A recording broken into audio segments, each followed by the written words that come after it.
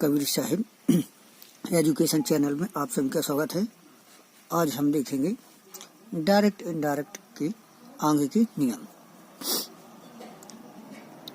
यदि universal truth के लिए बी का प्रयोग होता है तो इस बी को इनडायरेक्ट नरेशन में नहीं बदला जाता है। जैसे अब यहाँ पे अपन देखेंगे कि यहाँ लिखा है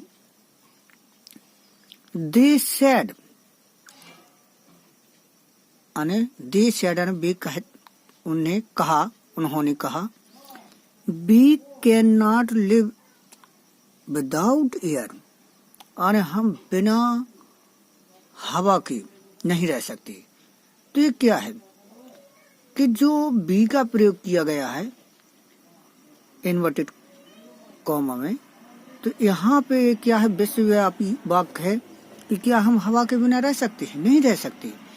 तो जो बी का प्रयोग किया गया है वो सभी के लाने लागू होता है, इसलिए हम इसको बी ही बना रहने देंगे, ना ही कि उनका परिवर्तन। क्योंकि यहाँ अपन जानते हैं कि यदि हम कह देंगे दे सेड दैट कि they can not live without air, वे बिना हवा के नहीं रह सकते, तो क्या हम रह सकते हैं? नहीं, ये सबके लिए सत्य है। इसीलिए हम यहाँ बी का बी ही बना रहने देते हैं। तो हो जाएगा इनडायरेक्ट में they said that we can not live without air. अब इतना आपको समझ में आ गया होगा। अब देखेंगे आगे का नियम।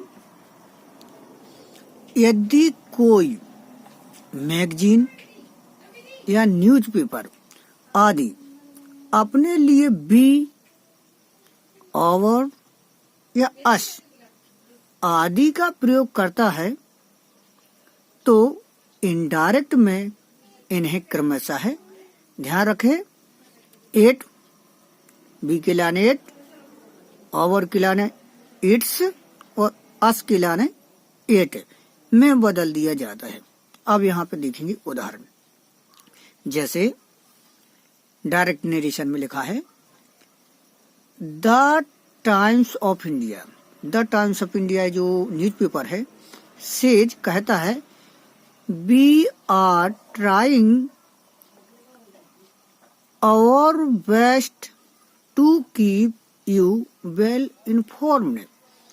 तो यहाँ पे उसने जो प्रयोग किया है वी आर ट्राइंग, हम कोशिश कर रहे हैं, आवर बेस्ट, हमारी सबसे अच्छी, to keep your well inform, सबसे अच्छी आपको इन्फॉर्मेशन या सूचना दे सकूं। तो यहाँ पे सबसे मेन महत्वपूर्ण है कि यहाँ पे जो बी का प्रयोग किया है, किसने? न्यूज़पेपर ने अपने लाने किया है। तो यहाँ बी का इट में परिवर्तन हो जाएगा और आवर का इट्स में परिवर्तन हो जाएगा। तो यहाँ पे देखें इनडायरेक्ट नरेशन देखेंगे the Times of India says that it is trying, it आने वो है, इट्स अपनी best to keep us well informed. तो अपन यहाँ पे देखेंगे कि जो बी था उसका इट हो गया और अवर का हो गया इट्स। इतना आप लोगों को समझ में आ गया होगा। अब देखें, यदि रिपोर्टिंग वर्ब में ऑब्जेक्ट का प्रयोग नहीं हो तथा रिपोर्टेड स्पीच में यू का प्रयोग हो तो इस यू को आवश्यकता अनुसार थर्ड पर्सन या फर्स्ट पर्सन में बदल देते हैं। जैसे अब यहाँ पे देखेंगे अपन कैसे बदलते हैं, ध्यान से समझना। ही सेड, उसने कहा, यू आर गलती, आपकी क्या है, कमी है, या आपकी दोष, आपका दोष है। तो यहाँ पे देखें आपका दोष है, यू आर गलती, आपका दोष है। तो एक चीज समझना, जैसे यहाँ उसने कहा ही सेड, उसने कहा कौन से, यू, वो हमसे भी कह सकता है यू, और जो सामने वाला यहाँ नहीं है, जब उस समय उसके समक्ष होगा तो उससे भी वो कह सकता है यू।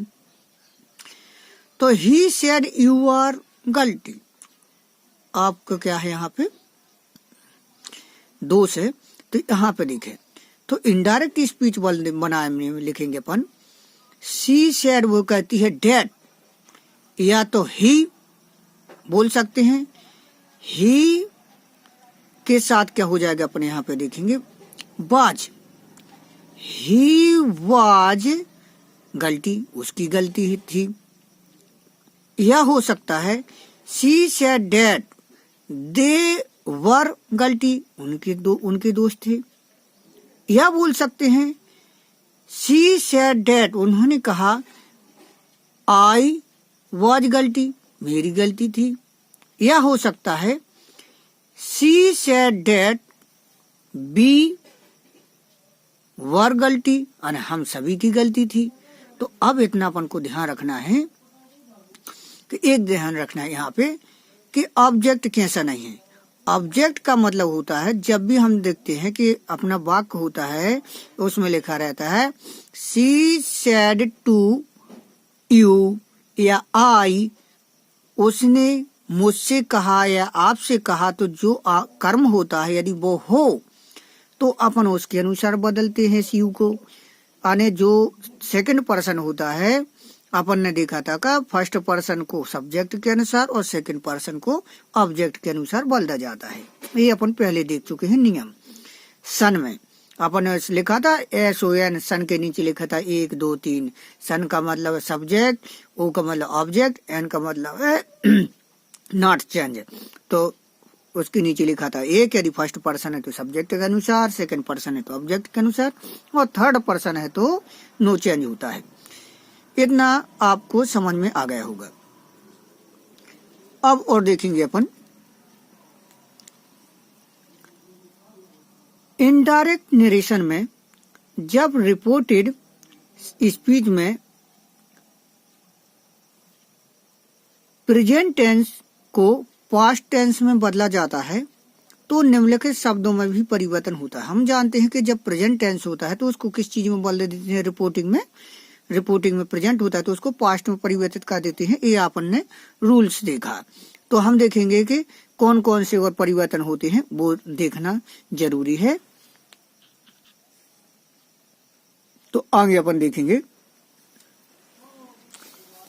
नाउ को। नाउ आने अब और देन आने तब। जब हम जानते हैं कि जब वो बात होगी कोई भी बात करता है तो जो उस समय की बात होती है तो वो बोलेगा नाउ आने अब जब कोई दूसरा इसको इनडायरेक्ट स्पीच में बोलता है तो निश्चित है कि वो समय क्या हो जाता है, निकल चुकता है। तो हम क्या करते हैं, देन का प्रयोग करते हैं क्योंकि बात अब की नहीं वो तब की थी। तो इसी प्रकार अपन देखेंगे नाउ को देन में परिवर्तित हैं।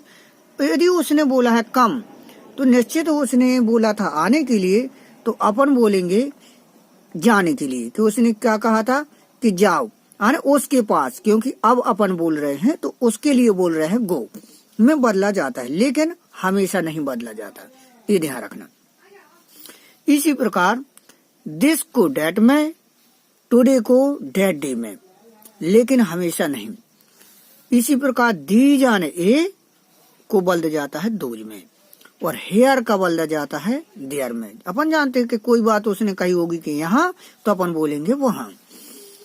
टुनाइट को बोलते हैं डेट नाइट और हैंस को बोलते हैं देंस में। इसी प्रकार टुमारो को बोलते हैं द नेक्स्ट डे, आने जो निकला आगे वाला दिन है उसके लिए, कि आगे वाले दिन के लिए बात की थी। या ऑन द मारो बोलते हैं, मारो का ही मतलब होता है कल। अब इसी प्रकार देखें 10 को बदल देते हैं सो में और नेक्स्ट डे को बदल देते हैं द फॉलोइंग डे। इसी प्रकार लास्ट नाइट को बदलते देते हैं द प्रीवियस नाइट और एगो को बदल देते हैं बिफोर में। एगो को अपन किस चीज में परिवर्तित कर देते हैं, बिफोर में कन्वर्ट कर देते हैं। इसी प्रकार अपन देखेंगे नोट लिखा है समझें, दिस, हेयर, नाउ, टुडे, कम आदि का प्रयोग यदि उस वस्तु या जगह या समय आदि के लिए हो जो स्पीकर के साथ उस समय हो तब वह बोल रहा हो तो उसमें परिवर्तन नहीं होता है।